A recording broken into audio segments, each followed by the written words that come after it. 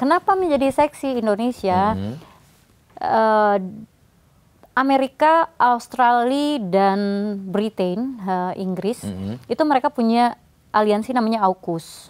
AUKUS ini menyepakati investasi submarine bertenaga nuklir, kapal selam bertenaga nuklir di Australia. Kalau pecah perang di Laut Cina Selatan, Indonesia itu akan menjadi jalur di mana senjata-senjata alutsista submarine atau pesawat-pesawat itu akan lewat. Gitu. Belum lagi kalau misalnya Indonesia dan Rusia benar-benar bersepakat untuk membuka lapangan landasan udara tempur ya di Biak sana. Di Papua.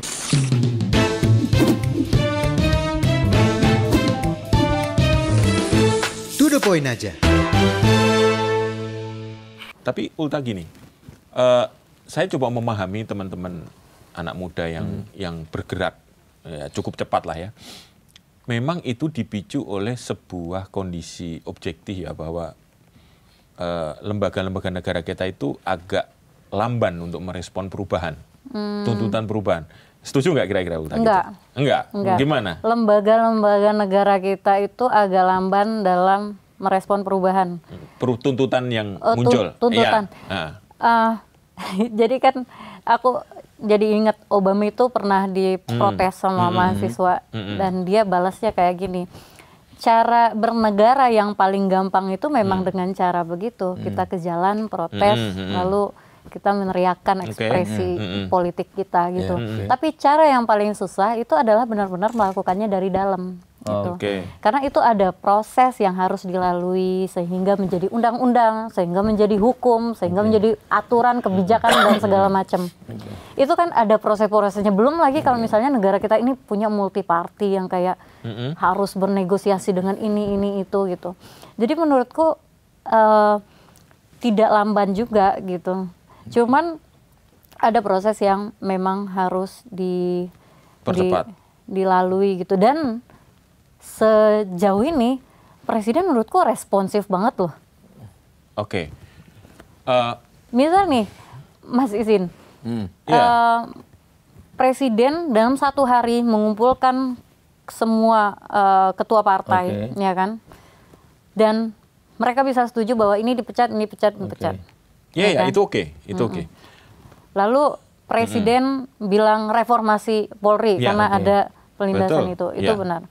Lalu akibat kerusuhan ini dan ada provokator bikin tim Satgas gitu. Lalu menurutku sampai saat ini kalau misalnya Pak Prabowo nanti melenceng dari amanah rakyat, aku pun akan bersuara. Tapi untuk saat ini menurutku Pak Prabowo udah sangat responsif. Nah, mungkin sebelum itu kejadian ya, Ulta. Kalau yang Ulta sampaikan itu saya setuju. Responnya cukup baik ya. Akhirnya memang semua sekarang tenang ya, terkendali. Satu persatu tuntutan itu direspon. Tapi sebelum kejadian Agustus itu muncul, itu kan ada kekecewaan di mana-mana. Pajak naik, ya kan. Terus kemudian Pati muncul lah ya. Terus kemudian DPR juga diem-diem saja gitu ya untuk merespon.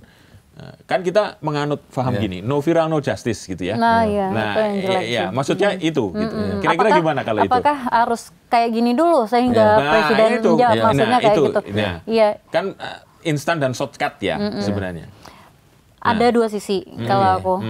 Pertama, memang benar masyarakat lagi menghadapi situasi yang tidak baik-baik saja. Tapi sekarang coba kita lihat negara-negara lain, Inggris, Prancis, Dili tadi, Nepal, semuanya. Artinya memang ada krisis global. Jangan sesuatu dulu nih, ya kan? Konspirasi banget kan. Tapi memang ada krisis global kan. Ada kondisi perekonomian global yang mungkin mempengaruhi Indonesia juga gitu. Nah, kurasa tanpa protes itu Presiden pun dan pemerintah itu akan berbuat sesuatu.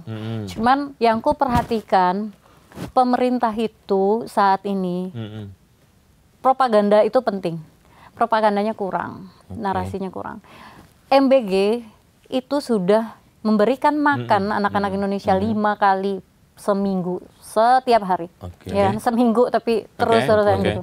itu sudah mencapai 27 juta dan sudah membuka 8.000 dapur di 38 provinsi gitu. Nah, tapi kita nggak ngelihat tuh komunikasinya itu, propaganda lah istilahnya, propaganda kan. Dari pemerintah ya. Iya, jangan propaganda tuh kesannya kayak negatif gitu. Padahal enggak juga. Itu kan bahasa bagaimana mengkomunikasikan seni gitu. Nah, ini tuh belum banyak gitu. Dan juga bahwa kenapa sih kita tuh nggak ada yang ngomong influencer tuh kenapa nggak ada yang menyoroti bahwa Indonesia kemarin habis rilis satelit tuh, ya kan? Tapi nggak ada yang ngomong, nggak ada propagandanya gitu, sehingga masyarakat kan jadi kayak bertanya, apalagi zaman sosial media kayak gini, nih pemerintah ngapain sih gitu. Jadi agak kurang di propaganda atau narasi pemerintah lah secara halus.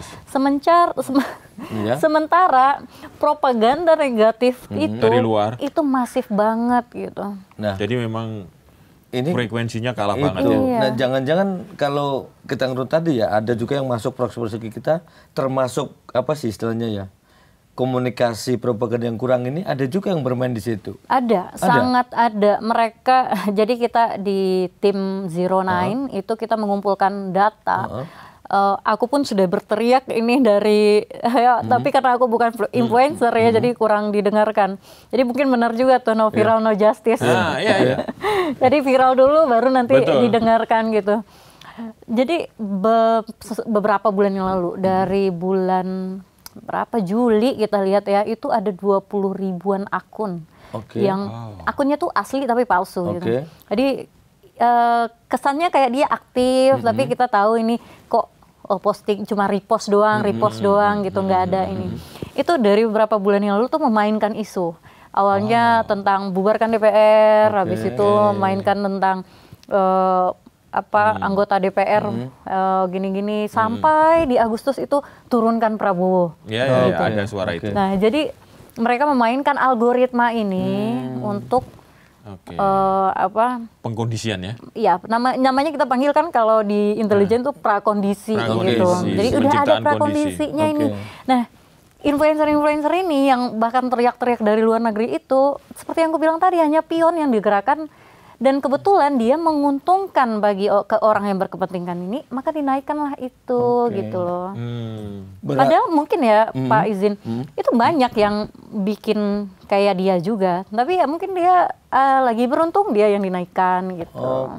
Berarti kalau kita rangkai ya, ujung-ujungnya berarti ada kerusuhan, ada terus sumbat propaganda dari pemerintah untuk program-programnya ya gitu dan sebagainya. Ada yang mengelola yang ujung-ujungnya kalau tadi disebut Uta kan ada terakhirnya turunkan Prabowo.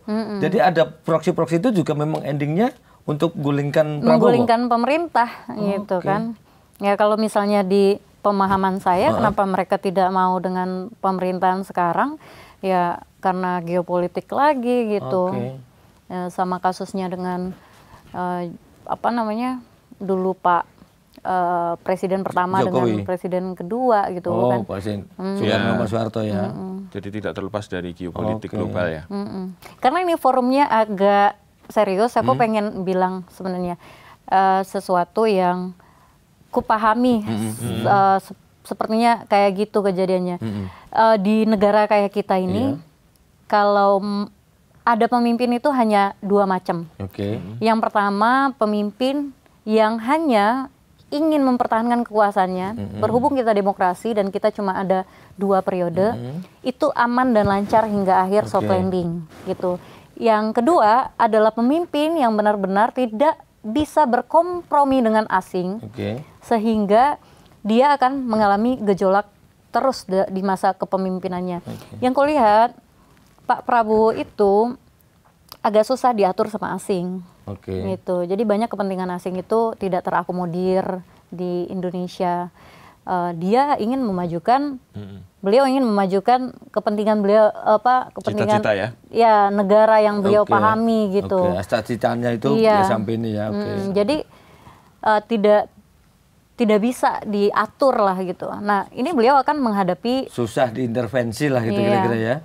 akan terus menghadapi gejolak yang dan sekarang kita juga udah ngelihat nih ini ada upaya lagi gitu. Oke. Ini salah satu contoh nih. Ya ada pengaruhnya mungkin ya. Bagaimana Pak Prabowo ini begitu aktif untuk di BRICS gitu misalnya, atau kemarin hanya datang ke China tidak lebih dari 10 jam ya, untuk ikut parade militer yang menjadi perhatian Barat yang luar biasa. Tetapi faktanya nanti Pak Prabowo mau pidato yang urutan ketiga di sidang PBB setelah Brazil, Trump dan Pak Prabowo gitu. Artinya apa artinya ini Ulta? Artinya kalau aku ngelihat kan masih bisa bermain di antara di antara mendayung di antara dua pulau. Dua pulau. Oke. Jadi ya memang unik ya Indonesia ya. Yang pemimpinnya memang harus paham betul tentang bagaimana cara bermain, bagaimana cara berhenti. Nah, kalau secara geopolitik sebenarnya biar anak-anak muda nih, Gen Z terutama yang kalau ada ini mungkin boleh dikoreksi, kita bukan bermaksud justifikasi ke adjustment ke Gen Z ya, katanya Gen Z itu lebih seneng dengan melihat langsung video-video daripada membaca gitu, ya kan gitu. Saya dengar aja takut diprotes sama mereka kan gitu, dari protes lagi gitu. Nah, mau kita ketemu ini. Nanti tulisannya di komen. Nah itu kan nongol ke video kan, nanti rekaman dia video. Apa sih sebetulnya Ulta kalau dari riset-riset yang Ulta hasilkan? Kenapa sih Indonesia begitu seksi sepertinya untuk diutak-utak sama apa istilahnya? Asing. Sama asing diutak-utak apa apalah bahasanya. Apa sih sebenarnya? Ini kan ilmu hubungan internasional itu Pak, politik internasional itu yang mengatakan bahwa yang ku pahami mazhabnya itu ada banyak, tapi yang ku pahami itu adalah mazhab realisme. Bapak kan Pak lebih paham. Markento. Ya realisme. Nah, mazhab realisme yang ku pahami itu dari John Mace Hammer. Nah, bahwa di dunia ini itu tidak ada yang bisa menjamin dan tidak ada penjamin bahwa satu negara akan bisa di rantai paling tinggi kekuasaan sebagai hegemon gitu. Itu tidak ada aturannya di dunia ini. Makanya dia sebut itu dunia yang anarki. Politik internasional itu anarki. Bukan anarkis ya, tapi lawan dari hierarki. Nah, kalau hierarki itu kan ada strukturnya, ada aturannya, ada apa. Kalau ini anarki. Jadi setiap negara itu untuk melakukan defend negaranya, untuk mengamankan negaranya ya dia akan terus berusaha untuk menjadi yang terkuat gitu. Permasalahannya dunia yang unipolar. Unipolar itu artinya satu negara menguasai seluruhnya menjadi polisi dunia lah gitu. Itu sudah berakhir semenjak Cina naik.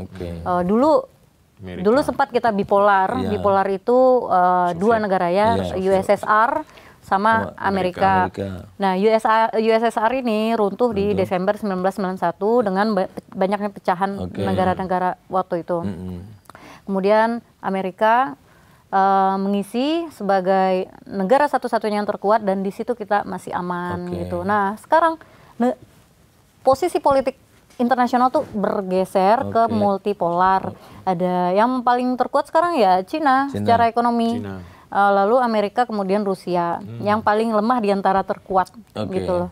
Tapi harus ingat juga kalau misalnya Rusia ini punya relative power. Relative power ini adalah cadangan nuklirnya yang paling banyak, ada sekitar 6 ribuan. Kalau Amerika masih 5 ribuan gitu. Nah, ketika dunia ini multipolar, negara-negara adidaya ini tuh kan akan terus berantem lah istilahnya. Walaupun nggak kelihatan dia pukul-pukulan, maksudnya bukan itu, tapi berantem untuk memperebutkan pengaruh influence gitu.